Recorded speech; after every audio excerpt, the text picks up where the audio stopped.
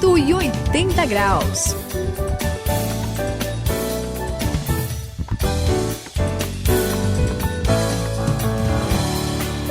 Você está no 180 graus, já sabe, né? Essa é a virada da sua vida. Eu sou o André e olha, em qualquer situação na nossa vida é preciso ter certeza de que a gente está no rumo certo. Sem confiança nada funciona, não é, Suzy? É verdade. Isso acontece nos relacionamentos e nas amizades também. Por exemplo, você consegue ser amiga de alguém sem confiar nessa pessoa, Suzy?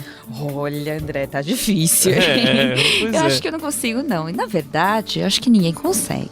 Confiança é tudo na vida. Por exemplo, ninguém vai comprar um alimento sem saber de onde que ela vem. Ninguém também vai fazer uma sociedade sem confiar na pessoa.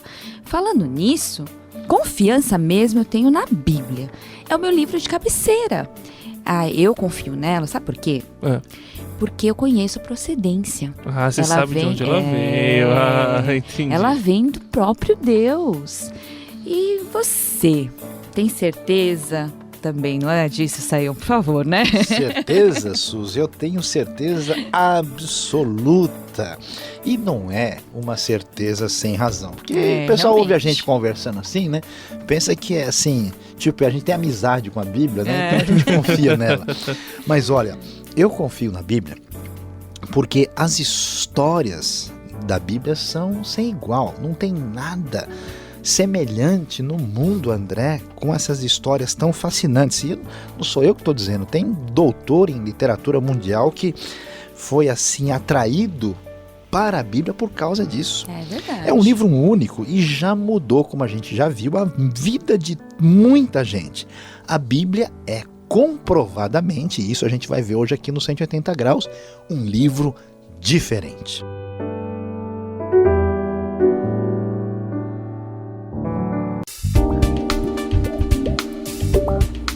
Vire 180 graus e experimente uma mudança radical. Hoje vamos conversar sobre confiança na Bíblia.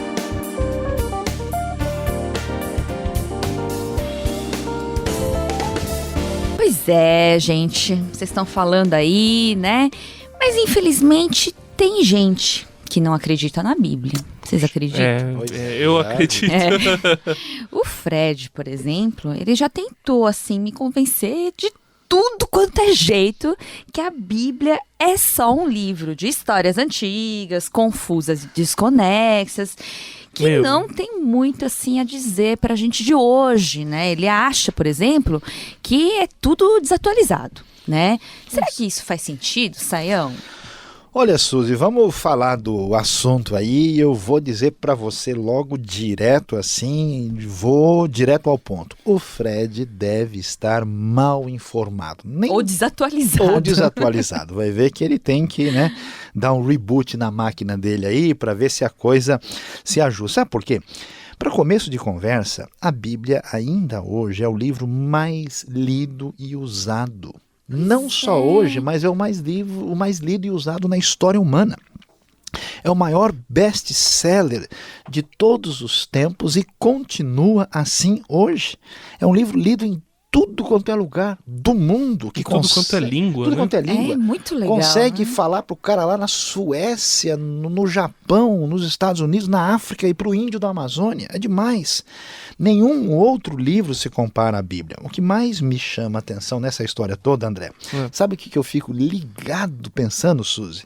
É como é que um livro consegue isso tendo sido escrito por 40 pessoas diferentes, pelo menos. É verdade. 40 pessoas. E de épocas diferentes. E o que é mais impressionante é que quando lemos a Bíblia, apesar de tantos temas, tantos assuntos diferentes, tantos autores, a gente percebe aquela mensagem do amor de Deus e da salvação que vai atravessando o texto e pode ser vista assim do começo ao fim. Ou seja, há uma coerência muito grande. Não existe livro igual na história humana e eu quero dizer para vocês o que realmente eu penso. Diga, Céu. Só pode ser de Deus. Não é com certeza. Agora você me passou confiança. Olha, e eu acho mesmo a Bíblia impressionante. Não também tem outra palavra. Demais. Não dá pra ficar sem ler ela um dia sequer, né? Às vezes a gente não lê, fica meio perdido, assim, né? E eu já ouvi que ela começou a ser escrita há pelo menos uns 3.000 anos atrás. E ela terminou de ser escrita há uns 2.000, perto de 2.000 anos. É muito tempo. É muito tempo. E isso que me deixa mais fascinado, porque ainda hoje, depois de 2.000 anos, ela continua falando, ela continua transformando, ela continua sendo o guia de milhares, bilhares de pessoas. Não é, Sayão? Pois é, André. Olha, você tá falando aí, né? O Brasil tem 500 anos de existência. Né? A gente tem as Américas, né? Mal aí saíram das fraldas comparando com a Bíblia, né? E você quer ficar mais impressionado com a Bíblia ainda? Ah, eu quero. Quer ficar mais? Olha só. Quer saber por que é que tem tantos estudiosos? O cara tem, assim, coleção de PhD e ele leva a sério as histórias da Bíblia? Porque a arqueologia, que é a arte de desenterrar o passado, não da vida das pessoas, desenterrar o passado da história, já comprovou tanta coisa sobre a Bíblia que nem tem tempo para a gente falar aqui. Quem visita as ruínas antigas, por exemplo, eu já tive oportunidade de dar uma olhada em algumas coisas assim. Pois é. No Egito, Grécia, Turquia, Israel, até no Iraque, no Irã, pode comprovar isso. O que foi achado de cidades antigas que o pessoal dizia, a Bíblia fala, mas ninguém pode provar. Os caras acharam objetos, coisas assim de 2-3 mil anos, templos, palácios, casas, inscrições dizendo, citando o nome de Israel, citando um rei que alguém dizia que nunca tinha existido, e até manuscritos como os famosos do Mar Morto, né, e outros encontrados confirmaram os relatos da Bíblia. Só para dar uma palhinha pra gente, um negócio assim que é de arrepiar. É quando a pessoa chega lá em Jerusalém e visita, André, e visita, Suzy, o chamado Túnel de Ezequias. Pois é, o rei Ezequias, no ano 700, cavou um túnel na rocha. O pessoal, depois de tantos séculos, achou o túnel que ele desviou, né, as águas para passar por lá. Eles acharam a inscrição que falava sobre o túnel, descobriram como é que foi construído, a Bíblia mencionava, e ainda acharam até na história da Síria o relato, quer dizer, olha quanta coisa a gente vê, as pedras clamando e contando pra gente de novo a história da Bíblia.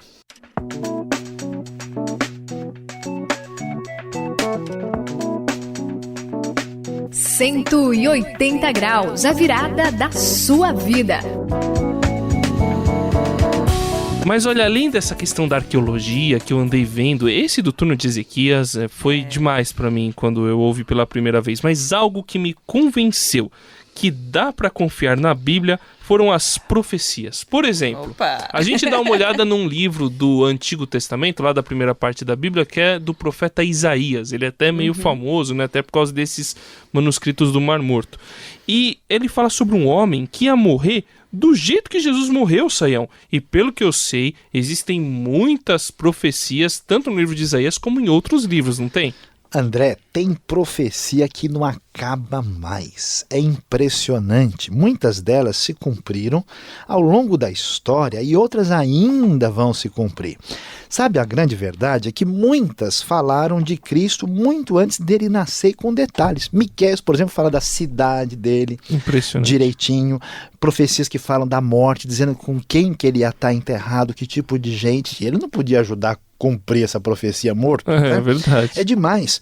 Mas para mim o que faz confiar mais ainda na Bíblia é como é que ela foi preservada, André. Como é que pode, Suzy? Muito imagina. Impressionante. Um livro que era copiado à mão, passou por tanta gente, no meio de guerras, confusões, conflitos, sofreu censura, perseguição, sobreviveu ao longo dos milênios. E a gente sabe hoje, quem estuda, como eu tive a oportunidade de estudar, né? Como é que a Bíblia foi preservada por causa dos manuscritos, a quantidade enorme de manuscritos antigos que foram achados e que mostram pra gente que o texto foi preservado por Deus, Suzy. É isso aí. Nossa, é muito impressionante, né? Mas vamos lá, ó, gente, pessoal. Eu eu queria falar assim de um modo mais prático.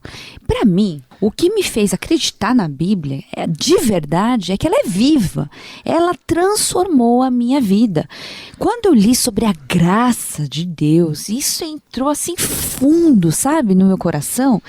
E me encheu de esperança, de alegria, me fez ser outra pessoa. Não tenho como duvidar, não tem jeito de duvidar de um livro que me mostrou a verdade no fundo da alma, não é, Sayão? Suzy, mexeu com a sua alma, com a minha alma e com o mais profundo de tanta gente nesse mundo. A Bíblia faz tanto sucesso até hoje porque nela estão as respostas para a vida.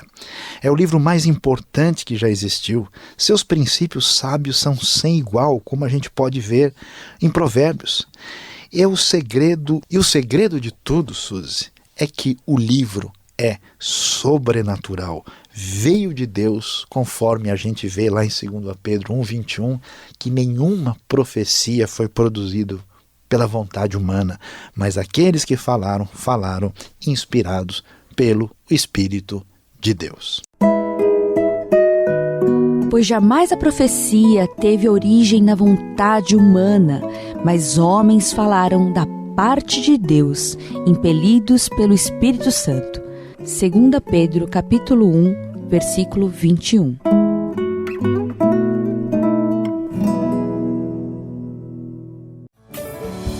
Olha, depois desses 180 graus, e aqui quem fala é o André, não dá pra duvidar, a Bíblia é a palavra de Deus e você pode confiar.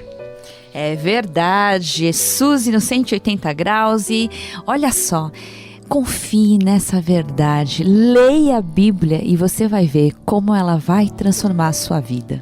Esse foi o 180 graus e aqui Luiz Sayão falando e dessa vez, depois de tudo que você aprendeu, agora a sua fé já não balança, porque na Bíblia você tem plena confiança.